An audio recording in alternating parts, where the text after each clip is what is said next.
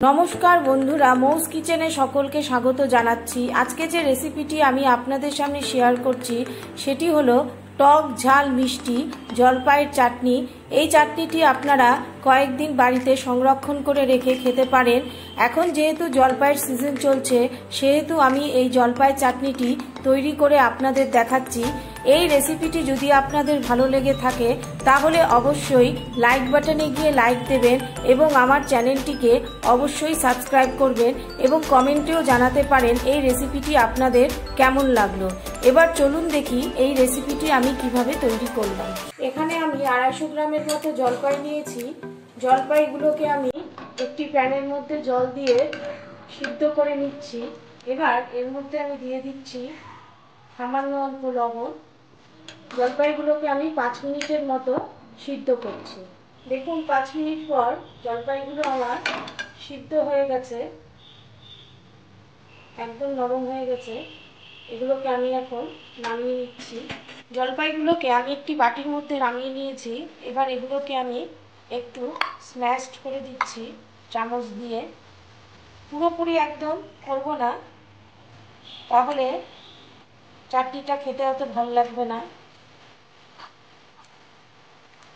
এইভাবে আমি কাঁটা চামচ দিয়ে সামান্য জলপাইগুলোকে একটু স্ম্যাশড করে দিলাম।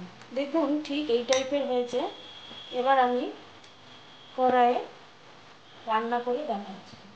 এখানে আমি গ্যাসে একটি কড়াই বসিয়ে দিয়েছি।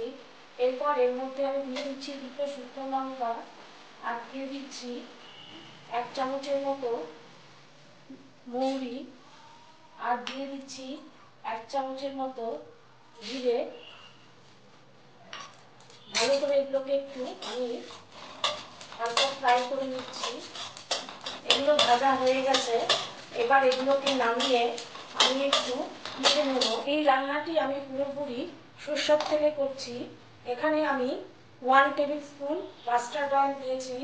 তারপরে দিয়ে দিচ্ছি 2টো শুকনো লঙ্কা ফোড়ন, আর দিয়ে দিচ্ছি 1 চামচের মতো পাঁচ ফোড়ন।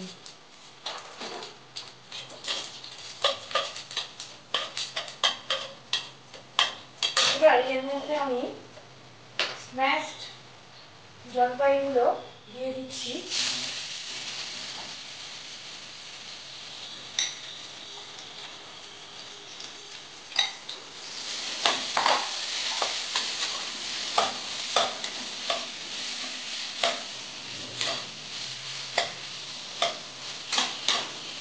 এখানে এখন আমি দেব 1 চামচের মতো লবণ,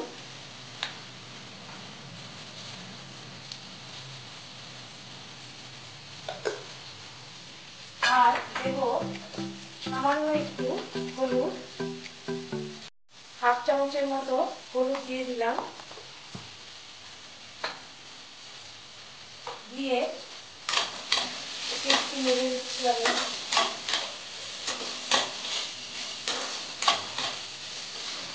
এই জলপাইয়ের চাটনি খুব তাড়াতাড়ি তৈরি হয়ে যায়।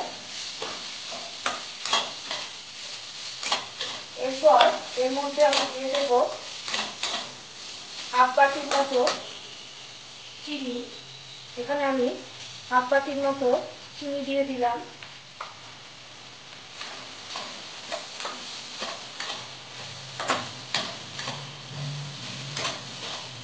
দিয়ে চিনিটা একটু মিশিয়ে নিচ্ছি।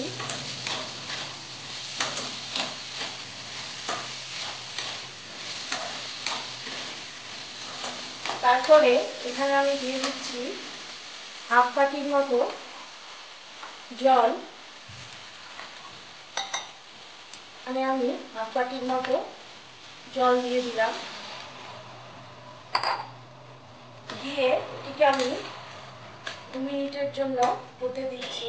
দেখুন 2 মিনিট পর চাটনিটি ঠিক এরকম হয়েছে।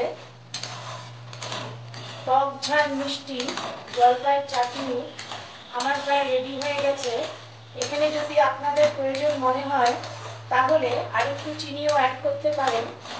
এরপরে এর মধ্যে লাস্টলি যেটা মেন ইনগ্রিডিয়েন্টস সেটা হলো এই ভাজা মশলা। আমি এর মধ্যে ভাজা মশলাগুলো দিয়ে দিলাম।